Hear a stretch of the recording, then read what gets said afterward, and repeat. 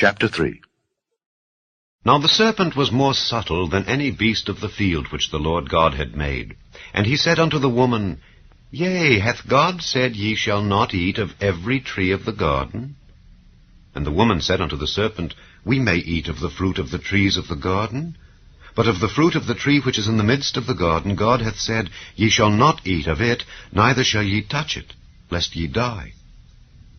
And the serpent said unto the woman, Ye shall not surely die.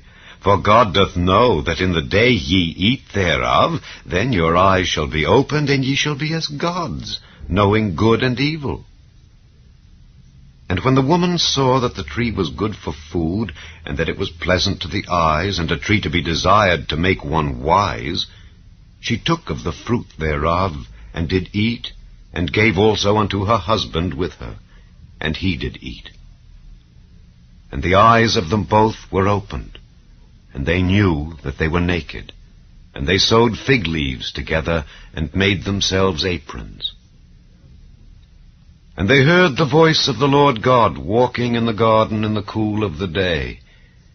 And Adam and his wife hid themselves from the presence of the Lord God amongst the trees of the garden.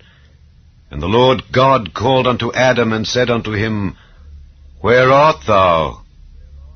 And he said, I heard thy voice in the garden, and I was afraid because I was naked, and I hid myself. And he said, Who told thee that thou wast naked?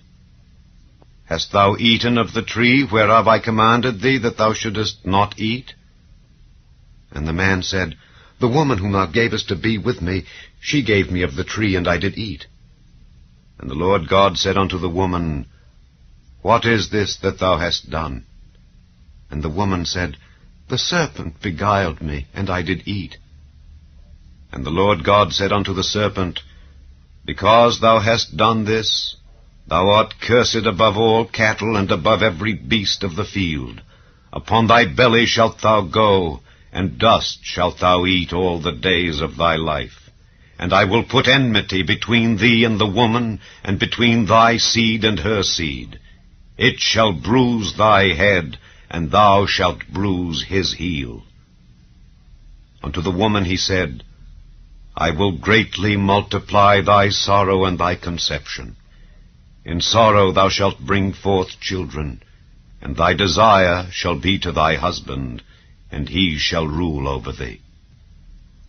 And unto Adam he said, Because thou hast hearkened unto the voice of thy wife, and hast eaten of the tree of which I commanded thee, saying, Thou shalt not eat of it, cursed is the ground for thy sake.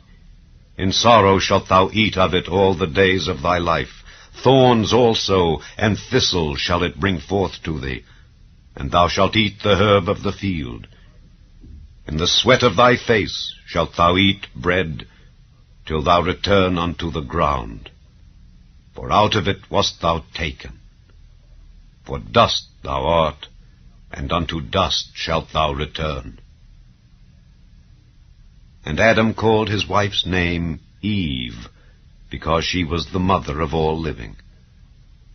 Unto Adam also and to his wife did the Lord God make coats of skins, and clothed them. And the Lord God said, Behold, the man is become as one of us, to know good and evil. And now, lest he put forth his hand and take also of the tree of life, and eat and live forever. Therefore the Lord God sent him forth from the Garden of Eden, to till the ground from whence he was taken. So he drove out the man, and he placed at the east of the Garden of Eden cherubims, and a flaming sword, which turned every way, to keep the way of the tree of life.